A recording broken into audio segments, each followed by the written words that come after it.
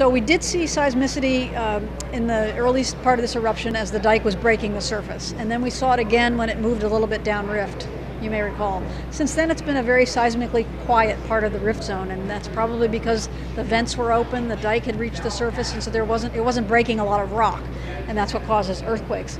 So in point of fact, if it were to resume activity at any of the fissures right now, we don't expect necessarily a lot of earthquake activity. What we will see is tremor, which is the movement of magma. The other thing we should see is an infrasound signal, and that's from our stations down there that are looking at these signals that travel through the air that point back towards sources of lava emission. Deformation, we may not see any change in those signals either right now because again, the dike was to the surface, it opened the ground, it doesn't have to do a lot to come back to the surface.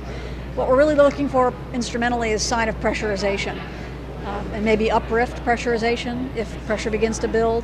So while I won't rule out that we're going to see earthquakes and deformation before a resumption, it may not happen. There was a time when the gas emissions from Pu'u went up very briefly, and now they're back down to what they've been for a long time. But Tamara Elias said the other day that really right now Kilauea is putting out less SO2 than we've seen in a long time, certainly in 10 years. We're the volcano very closely. We've got field crews in there during the day. At night we're on call. We have got someone down at Civil Defense still from 6 in the morning to 10 at night, watching the data very carefully. So we're ready to react quickly if something happens.